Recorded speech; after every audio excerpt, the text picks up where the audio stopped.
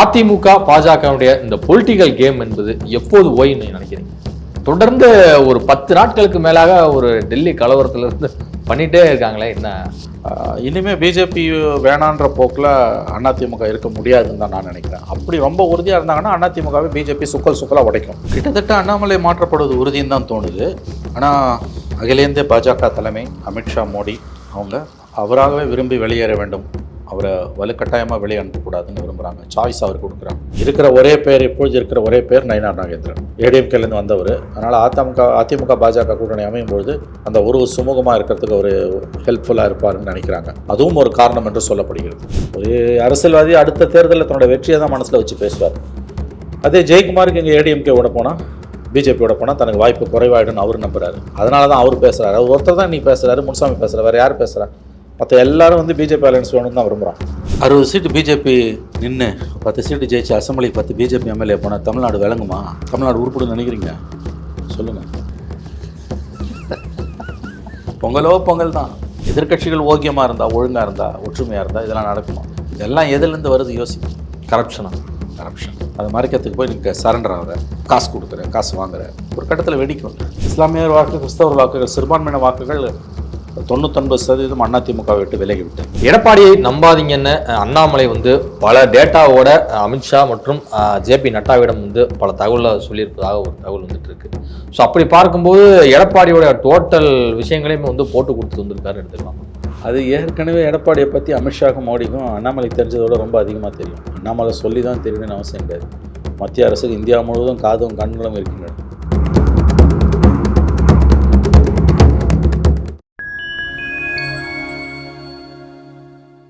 நேயர்களுக்கு வணக்கம். நான் உங்கள் சிந்துவன். நம்ம சிறப்பு நிகழ்ச்சியில் நம்மோடு இணைந்திருக்கிறார் மதிப்பிற்குரிய மூத்த பத்திரிகையாளர் திரு மணி அவர்கள். வணக்கம் சார். தமிழ்நாடு பாஜக தலைவராக அண்ணாமலை நீடிப்பது ரொம்பவே கடினம் அப்படிங்கிற ரீதியில் தொடர்ந்து பல தகவல்கள் இப்போ 2-3 நாட்களாக வந்த வண்ணம் இருக்கின்றன. ஏன் அப்படின்னா அவருடைய சமீபத்திய அந்த டெல்லி விசிட் காரணமாக தான். அங்கே அமித்ஷாவுடைய கண்டிஷனுக்கு அண்ணாமலை பிடி கொடுக்கல. இதன் காரணமாக இப்போ 8, 9, 10 இந்த 3 தேதிகளுக்குள்ள நிச்சயமாக ஒரு புதிய தலைவர் தேர்ந்தெடுக்கப்பட வாய்ப்பு இருக்கு அப்படிங்கிற இதில் தகவல் கசியுது. உங்களுடைய பார்வை? கிட்டத்தட்ட அண்ணாமலை மாற்றப்படுவது உறுதின்னு தான் தோணுது. ஆனால் அகில இந்திய பாஜக தலைமை அமித்ஷா மோடி அவங்க அவராகவே விரும்பி வெளியேற வேண்டும், அவரை வலுக்கட்டாயமாக வெளியே அனுப்பக்கூடாதுன்னு விரும்புகிறாங்க. சாய்ஸ் அவர் கொடுக்குறாங்க. நீங்களாகவே ராஜினாமா பண்ண, அதாவது பதவியிலேருந்து விலகிடுங்கன்னு வேறு பதவி, உயர் பதவி கட்சியில் அவர் கொடுப்பதற்காக திட்டம் இருக்குது போல். ஆனால் அவ்வளோ சீக்கிரமாக அவளை மாற்றுறதுலேயும் பிஜேபி அமித்ஷா மோடிக்கு தலைமைக்கு உடன்பாடு இல்லைன்னு ஒரு கருத்து இருக்குது. ஏன்னா தமிழ்நாட்டில் பட்டி தொட்டி வரைக்கும் பிஜேபியை பேச வச்சது அண்ணாமலை தான். கடந்த 4 ஆண்டுகளில் 4%, 3% இந்த வாக்கு வங்கி 10% ஆயிருக்கு. இன்றைக்கி ஒரு டாக்கிங் டாப்பிக்காக பிஜேபியை பேசுபடு பொருளை மாற்றினது அண்ணாமலை தான். அதனால் அவ்வளோ சீக்கிரம் அவளை மாற்றணுமான்ற எண்ணமும் தலைமைக்கு ஒரு டைலமா இருக்குன்றாங்க. பட் அதிமுக கூட்டணி வேணும்னா கண்டிப்பாக அவங்க அதை செஞ்சு தான் ஆகணும், வேறு வழி கிடையாது அவங்களுக்கு. ஐ திங்க் மாற்றம் உறுதின்னு தான் எனக்கு தோணுது. அதே நேரத்தில் அவருடைய சம்மதத்தின் பேரில் தான் அது நடக்கும். வேறு பதவி ஏதாவது அவர் கொடுக்கப்படும்ன்றாங்க. ஒரு சிலர் குறிப்பிடுறாங்க சார், மத்திய அமைச்சர் பதவி கூட வழங்கப்படாத வாய்ப்பு இருக்குது. ஏன்னா அண்ணாமலையோட இந்த எஃபர்ட்டுக்கு அவர் சென்ட்ரலில் ஒரு முக்கியமான போஸ்ட் கொடுத்து அங்கே ஏதாவது ராஜ்யசபாவோட கொடுத்து ஒரு அதிகாரமிக்க ஒரு பொறுப்பில் உட்கார வைப்பாங்க அப்படிங்கிற ரீதியிலையும் பலர் குறிப்பிடுறாங்க. அதை எப்படி புரிஞ்சுக்கணும்? இருக்கலாம். அவ்வளோ சீக்கிரமாக மோடி அமித்ஷாவும் அவரை கைவிட மாட்டாங்கன்னு தான் தகவல்கள் வருகின்றன. நீங்கள் சொல்வதற்கு கூட வாய்ப்பு இருக்கிறது என்று தான் நான் நம்புகிறேன். அரசியலையோ அல்லது கட்சியிலையோ ஒரு பெரிய பதவி அவருக்கு கொடுக்கப்படும் என்று தான் தகவல்கள் வருகின்றன. இங்கேருந்து மாற்றினாங்கன்னா அவருக்கு பெரிய பொறுப்புகள் ஏதோ கொடுக்கப்படும் என்று தான் தகவல்கள் கசிந்து கொண்டிருக்கின்றன. இப்படி இந்த மாதத்துக்குள்ளே உங்களுக்கு தெரிஞ்சிடும். இப்போ பாஜக அடுத்த தலைவர் ரேஸில் யார் யாரெல்லாம் இருக்காங்கன்னு நீங்கள் நினைக்கிறீங்க? தெரியலங்க. இப்போ நயினார் நாகேந்திரன் பேர் அடிப்படுது. அதை தாண்டி ஒன்றும் பெரிய அளவில் பேர்கள் எதுவுமே எனக்கு தெரிஞ்ச அடிப்படலை. அது அவங்க கட்சி உள்விவகாரம் நடக்கிற வரைக்கும் நம்ம உறுதியாக எதையுமே சொல்ல முடியாது. இருக்கிற ஒரே பேர், இப்பொழுது இருக்கிற ஒரே பேர் நயினார் நாகேந்திரன், ஏடிஎம்கேலேருந்து வந்தவர். அதனால் அதிமுக பாஜக கூட்டணி அமையும் பொழுது அந்த உறவு சுமூகமாக இருக்கிறதுக்கு ஒரு ஹெல்ப்ஃபுல்லாக இருப்பார்னு நினைக்கிறாங்க. அதுவும் ஒரு காரணம் என்று சொல்லப்படுகிறது. இப்போ எல்லாமே 2026 சட்டமன்ற தேர்தலை மனதில் வைத்தே தான் அந்த கூட்டணி கலவரங்கள் எல்லாமே நடக்குன்னு எடுத்துக்கலாம். எல்லா கட்சியிலுமே அப்படி தான் நடக்கும். 26 சட்டமன்ற தேர்தலை மனதில் வைத்து தான் எல்லா கட்சிகளுமே அந்த நியமனங்கள், கட்சி நியமனங்கள் இருக்கும். அதுக்கு பாஜகவும் அதுக்கு விதிவிலக்கு கிடையாது. வானதி சீனிவாசன், கருப்பு முருகானந்தம், அப்புறம் தமிழிசை சவுந்தரராஜன் போன்றோரும் பார்த்தீங்கன்னா கடுமையாக இந்த தலைவர் பதவிக்கான இந்த கோதாவில் குதிக்கிறாங்க அப்படிங்கிறதுலையும் ஒரு தகவல் வருது. இதை நம்ம எப்படி புரிஞ்சுக்கணும்னு நினைக்கிறீங்க? ஆனா இவங்களும் ஒரு பெரிய பதவியில இருந்தாலும் கூட அந்த ஸ்டேட் பிரசிடென்ட் அந்த பதவியை நோக்கி காய் நகர்த்துவதன் பின்னணி என்ன? எல்லாருக்குமே ஆசை இருக்கும் இல்லைங்க. கட்சியில் இருக்கக்கூடிய எல்லாருக்குமே மாநில தலைவர் பதவின்றது மத்திய மந்திரி பதவியை விட திமுக டெல்லியில் மோடி கவர்மெண்ட் இருக்கும்போது மாநில பிஜேபி தலைவராக இருப்பது என்பது பெரியது ஒரு கௌரவம். அதனால் அந்த ஆசை எல்லாருக்கும் இருக்க தான் செய்யும். நீங்கள் சொல்லக்கூடிய பெயர்கள் எல்லாம் நானும் கேள்விப்பட்டேன். பட் எனக்கு தெரிந்த அவர்களுக்கெல்லாம் வாய்ப்பு குறைவு. நயினாருக்கு தான் வாய்ப்புகள் அதிகம் இருப்பதாக நான் கேள்விப்படுகிறேன்.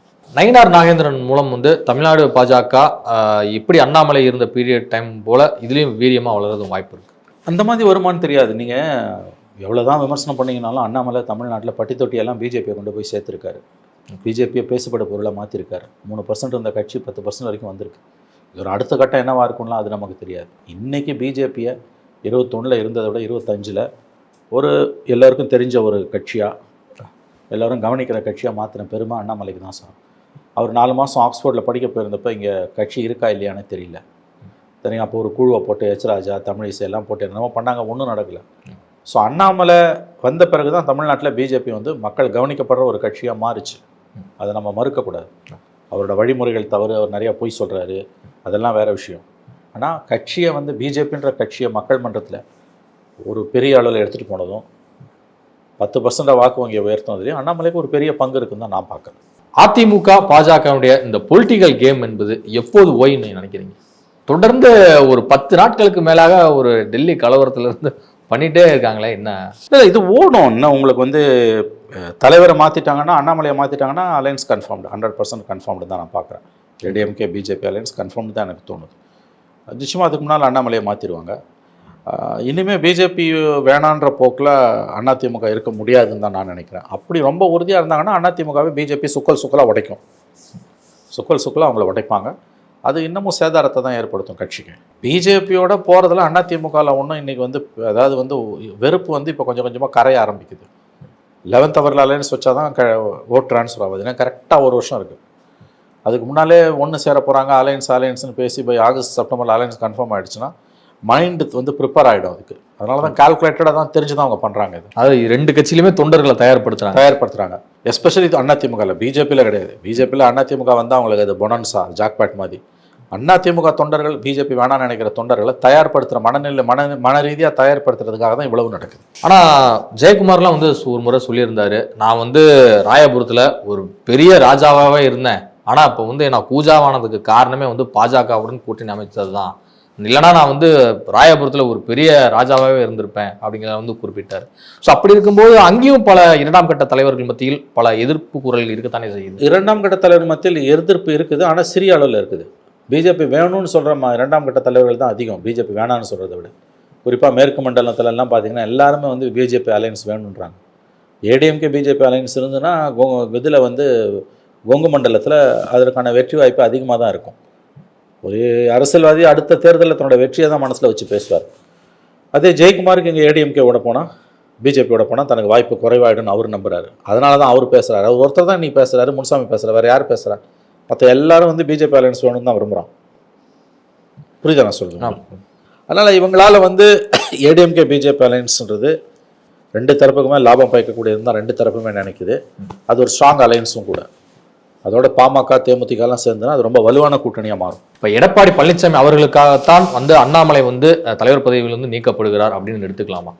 இவர் வந்து அமித்ஷாட்ட வச்ச கோரிக்கையின் காரணமாக தான். கண்டிப்பாக. அதாவது கூட்டணி வரலாம், வராமல் போகலாம். ஆனால் கூட்டணி வரணும்னா அண்ணாமலையை மாற்ற வேண்டும் என்பதில் எடப்பாடி உறுதியாக இருக்கிறார். அது அவங்கள பொறுத்த வரைக்கும் ஒரு சின்ன விஷயம், மாற்றிட்டு போகிறது. அதனால் அதை வந்து அவங்க தாராளமாக செஞ்சு கொடுப்பாங்க. அண்ணாமலை ஒருவேளை மாற்றப்பட்டால் அது பாஜக அதிமுக கூட்டணிக்கான அஸ்திவாரம் தான் நீங்கள் எடுத்துக்கணும். இப்போ பாஜக அணியில் வந்து பார்த்தீங்கன்னா பாமக, அப்புறமேல வந்து இந்திய ஜனநாயக கட்சி, அப்புறம் புதிய நீதி கட்சி, அப்புறம் தமிழக மக்கள் முன்னேற்ற கழகம் உள்ளிட்ட கட்சிகள் எல்லாமே வந்து இடம்பெற்று தாமரை சின்னத்தில் தான் வந்து போட்டிட்டாங்க. அப்படி பார்க்கும்போது 18% வாக்குகளை வந்து என்டிஏ அணி வந்து கடந்த நாடாளுமன்ற தேர்தலில் வந்து எடுத்தது. அதிமுக அணியை பொறுத்த வரைக்கும் 23% தான் வந்து எடுத்திருந்தாங்க. அப்படி பார்த்தாலும் கூட ஒரு 5% தான் வந்து டிஃப்ரெண்ட். அப்போ தொகுதி உடன்பாட்டில் வந்து பார்த்தீங்கன்னா பேச்சுவார்த்தை நடத்தும் போது எப்படி அந்த சீட் ஷேரிங் இருந்து இருக்கும்னு நினைக்கிறேன். இல்லை, அதெல்லாம் சிக்கலான விஷயம். சீட் ஷேரிங்லாம் நிறைய பிரச்சனை வரும். அதெல்லாம் நம்ம ஏன்னா இவங்க 18% காமிப்பாங்க, இவங்க 23% காமிப்பாங்க இல்லையா? சீட் ஷேரிங்கில் பெரிய பிரச்சனை வரும். 21ல் 20 சீட்டு கொடுத்தா மாதிரிலாம் அவங்க ஓய மாட்டாங்க. எனக்கு தெரிஞ்சு பிஜேபி 60 சீட்டு குறையாமல் கேட்குறாங்கன்றாங்க. அவங்க பாஜக மட்டும் நிக்கிறது. பாஜக மட்டும் அவங்க கேட்குறது 100 சீட் எங்களுக்கு கொடுத்துருங்க, கூட்டணி கட்சிக்கெலாம் நாங்கள் கொடுத்துருவோம், நீங்கள் 134 நீங்கள் நின்றுக்கோங்க, 100 நாங்கள் நிற்கிறோம். நாங்கன்னா நாங்கள் மட்டும் இல்லை, பாமக எல்லா குட்டி கட்சி இன்னும் யார் யார் வராங்களோ எல்லோரும் சேர்த்து நாங்கள் அதை மேனேஜ் பண்ணிக்கிறோம், நீங்கள் 134 எடுத்துக்கோங்கன்றாங்க. இந்த 100ல் குறைஞ்சது 60 சீட்டு குறையாமல் பிஜேபி நிற்கும். அவங்களுடைய டார்கெட் வந்து அப்ப இரட்டை இலக்கத்துல வந்து சட்டமன்ற உறுப்பினர்களை அசம்பிளிக்கு அனுப்பணும். எஸ், 60 சீட்டு பிஜேபி நின்று 10 சீட்டு ஜெயிச்சு அசம்பிளிக்கு 10 பிஜேபி எம்எல்ஏ போனால் தமிழ்நாடு விளங்குமா? தமிழ்நாடு உருப்படுன்னு நினைக்கிறீங்க? சொல்லுங்கள். ஓகே, பொங்கல் தான்.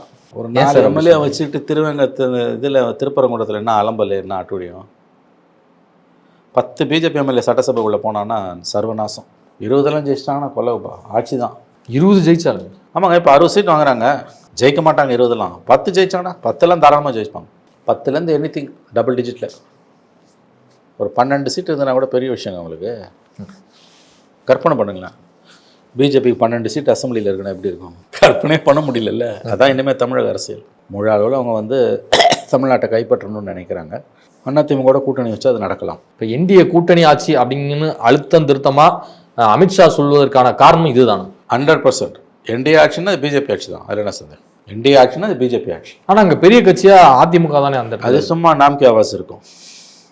இப்போ நிதிஷ்குமார் எப்படி இருக்கார்? நிதிஷ்குமார் கவர்மெண்ட் தான், ஆனால் என்டிஏ கவர்மெண்ட் தான் சொல்கிறாங்க. எடப்பாடியை சிஎம் ஆக்கிடுவாங்க, ஆனால் ஆக்கிட்டது என்டிஏ கவர்மெண்ட்டாக இருக்கும்.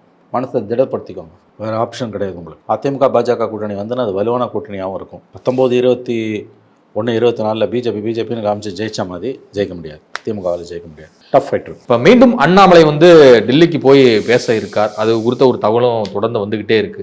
ஸோ அப்படி பார்க்கும்போது இந்த ரிசைன் விஷயமா தான் வந்து அங்கே போய் திரும்பவும் பேச போறாரா? சரி, இங்கேருந்து அனுப்பிடலாங்க, அது ஒரு மேட்டரே கிடையாது. ஃபேக்ஸில் இங்கே லோக்சபா ஸ்பீக்கருக்கு அனுப்பிடலாம், அனுப்பிட்டு நான் தான் அனுப்பணும்னு சொல்லிக்கலாம். அடுத்த பார்லிமெண்ட்டுக்கு போகும்போது நேரில் பார்த்து கொடுத்துக்கலாம். அவங்களுக்கு தமிழ்நாடு வேணும், அதுக்கு அவங்க எல்லா வேலையும் பண்ணுறாங்க. பாலிடிக்ஸ் தப்புன்னு எப்படி சொல்லிடுறேன்? எதிர்கட்சிகள் ஓக்கியமாக இருந்தால், ஒழுங்காக இருந்தால், ஒற்றுமையாக இருந்தால் இதெல்லாம் நடக்குமா? இதெல்லாம் எதுலேருந்து வருது யோசிங்க. கரப்ஷன். அது மறைக்கிறதுக்கு போய் நீங்கள் சரண்டர் ஆகிற, காசு கொடுக்குற, காசு வாங்குற, ஒரு கட்டத்தில் வெடிக்கும். இல்லை சந்திரசேகர் ராவ்லாம் வந்து ஸ்ட்ராங்காக தானே ஆப்போசிஷன் வந்து பண்ணார். இன்னைக்கு சந்திரசேகர் மோடி வந்து தெலுங்கானாவுக்கு உள்ள வரும்போதெல்லாம் அவர் வந்து அந்த மாநிலத்தை விட்டு வேற ஒரு நிகழ்ச்சிக்காக வெளிமாநிலம் போன வரலாறுலாம் நம்ம பார்க்குறோம். ஒவ்வொருத்தருக்கும் ஒவ்வொரு மாதிரிங்க. சந்திரசேகர் ராவ் வந்து இன்றைக்கி அவர் உடல்நலம் குன்றி இருக்கிறார். அவருடைய மகளை வந்து டெல்லி லிக்கர் ஸ்கேமில் அரெஸ்ட் பண்ணாங்க. இன்றைக்கி அமைதியாக இருக்காங்க, நாளைக்கு எப்படி மாறுவாங்கன்னு சொல்ல முடியாது இல்லையா? இன்னொன்று, மடியில் கணம் இருந்தால் வழியில் பயம் இருக்க தான் செய்யும். 4 வருஷம் தமிழ்நாட்டையும் நீங்கள் சூறையாடினீங்க. ஜெயலலிதா இருக்கும்போதாவது கொஞ்சம் கட்டுப்பாடு இருந்தது. ஜெயலலிதா மரணத்துக்கு பிறகு என்ன நடந்து நம்ம எல்லாருக்குமே தெரியும். அளவுக்கு அதிகமாக போச்சு உங்களுக்கு. அதோட ஃபைலெல்லாம் இன்றைக்கி நிற்கிது அமித்ஷா முன்னால். அதான் இன்றைக்கி இந்த சிக்கலில் தான். கை சுத்தமாக இருந்தால் ஏன் பயம்? நிர்பந்தத்தால் தான் ஏடிஎம்கே பிஜேபியோட போகுதுன்றது எல்லாருக்கும் தெரியும். நிர்பந்தத்தை ஏற்படுத்திக்கிட்டது யார்? அப்போ அதிமுகவுக்கு வேற ஆப்ஷனே இல்லையா? நீங்கள் வலிக்கு தான் வந்தாகணும் அப்படிங்கிற ஒரு கட்டாயத்தை வந்து பாஜக ஏற்படுத்திடுச்சா? எஸ், உண்மை. துரதிருஷ்டவசமாக பதில் எஸ். ஏன்னா இவங்க நிறைய சிக்குண்டு கிடக்கிறார்கள், அதை ஞாபகம் வச்சுக்கோங்க.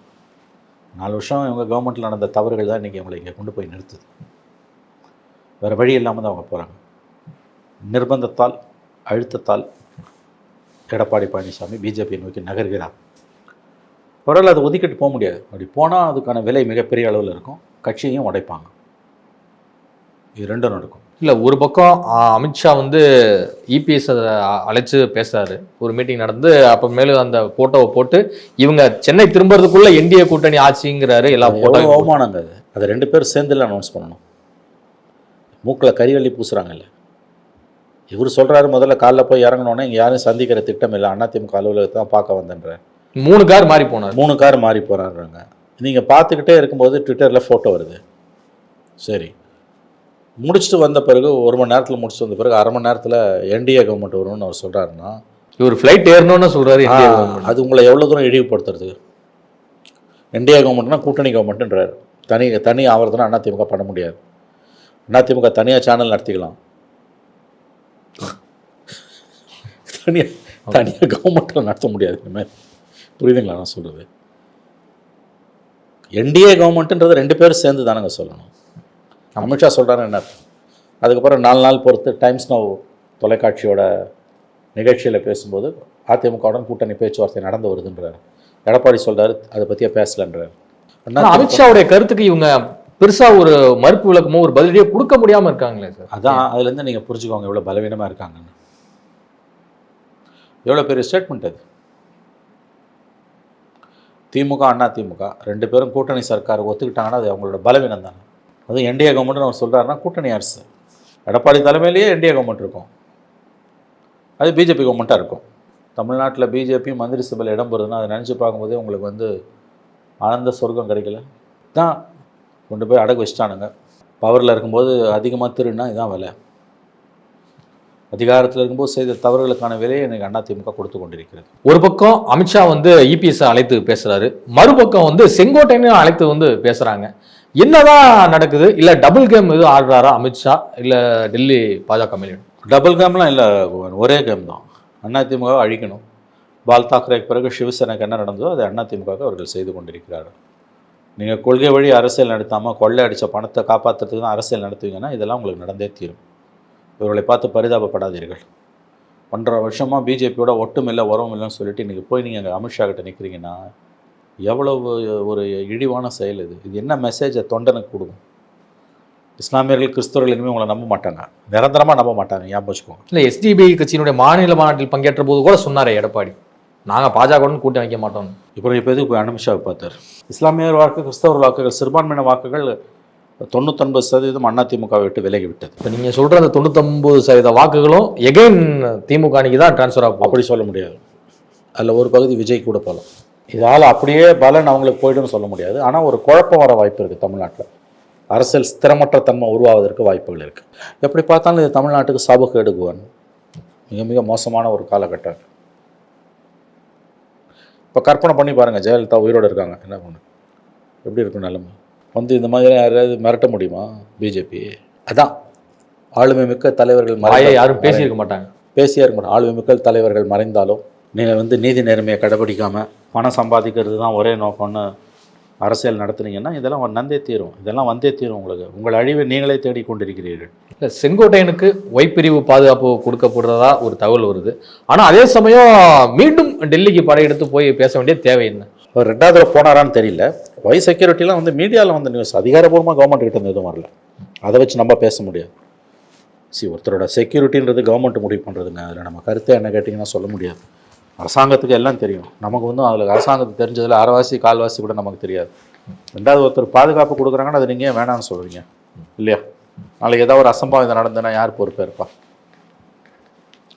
அவருக்கு பாதுகாப்பு கொடுக்குறாங்க, ஒய் பாதுகாப்பு, எக்ஸ் பாதுகாப்பு, நமக்கு அது முஷிவே கிடையாது. அவரோட அரசியல் மட்டும்தான் நமக்கு பிரச்சனை. எடப்பாடியை நம்பாதீங்கன்னு அண்ணாமலை வந்து பல டேட்டாவோட அமித்ஷா மற்றும் ஜேபி நட்டாவிடம் வந்து பல தகவலை சொல்லியிருப்பதாக ஒரு தகவல் வந்துட்டு இருக்கு. ஸோ அப்படி பார்க்கும்போது எடப்பாடியோட டோட்டல் விஷயங்களையுமே வந்து போட்டு கொடுத்துட்டு வந்திருக்காருன்னு எடுத்துக்கலாம். அது ஏற்கனவே எடப்பாடியை பற்றி அமித்ஷாக்கும் மோடிக்கும் அண்ணாமலைக்கு தெரிஞ்சதோட ரொம்ப அதிகமாக தெரியும். அண்ணாமலை சொல்லி தான் தெரியணும்னு அவசியம் கிடையாது. மத்திய அரசுக்கு இந்தியா முழுவதும் காதும் கண்களும் இருக்கின்றன. இவர் இந்த மாதிரி தனிநபர்களை எதிர்த்து அரசியல் பண்ணுறாருன்னா அவருக்கு வந்து அது நல்லது கிடையாது. என்றைக்குமே வந்து நீங்கள் வந்து தனிநபர்களை எதிர்த்து ஒரு அரசியலை கட்டமைப்பு வைக்கிறீங்கன்னா உங்களுக்கு சிக்கல் தான் வந்து சேரும். ஒரு கட்டத்துக்கு மேலே உங்களுக்கு வெற்றி வராது. பர்சனல் அஜெண்டா எப்போ பொலிட்டிக்கல் அஜெண்டாவை மீறுதோ அப்போயே உங்களுக்கு டவுன்ஃபால் ஆரம்பம்னு அர்த்தம். ஆனால் இப்போவே நிறைய பேர் அண்ணாமலை ஆதரவாளர்கள்லாம் சொல்லிட்டு வராங்க, நிறைய பேர் ட்விட்டர் ஃபேஸ்புக் எழுதிட்டு வராங்க, நீங்கள் அண்ணாமலையை நீக்கினா தமிழ்நாட்டினுடைய பாஜக எதிர்காலமே வந்து ரொம்ப கேள்விக்குறியாயிரும், தயவுசெய்து நீக்காதீங்க அப்படிங்கிறதுலாம் வந்து சொல்லிட்டு வராங்க. ஏன்னா 3% இந்த கட்சியை 10% கொண்டு வந்திருக்காரு. பிடிக்குதோ பிடிக்கலையோ பட்டி தொட்டியெல்லாம் பிஜேபியை பேசுபட பொருளாக்கி இருக்கிறார். ஒரு 4 மாதம் ஊரில் இல்லைன்னப்போ இங்கே பிஜேபின்னு ஒரு கட்சியை இருக்குதான்னு யாருக்கும் தெரியாமல் இருந்தது. நல்லது கெட்டதை தடா ரெடியாக பண்ணி கட்சியை அப்படியே அலைவாக வச்சுருக்காரு. அந்த ஆதங்கத்தில் தான் அவருடைய ஆதரவாளர்கள் அப்படிலாம் பேசுகிறார்கள். ஆகவே அண்ணாமலை வந்து சொற்ப காலத்திலே ஒரு பாப்புலரான ஒரு லீடர். நான் ஒன்றும் போய் நிறையா சொல்லுவார், கவுண்டமணி சொல்லுவாங்க, ஏக்கர் கணக்கில் போய் சொல்லுவார். அதை நீங்கள் பெருசாக எடுத்துக்கூடாது. அது பார்த்தா அவர் சொல்லிட்டு போகிறாருங்க, அதெல்லாம் சீரியஸாக எடுத்துக்கூடாது. அண்ணாமலை நீங்கள் நல்லாவே ரசிக்கலாம். நீங்கள் பிஜேபியை பொறுத்த வரைக்கும் அவர் ஒரு முக்கியமான தலைவர் தான், சந்தேகமே இல்லை. இதுவரை உங்கள் பல்வேறு கருத்துக்களுக்கு நன்றி சார். நன்றி.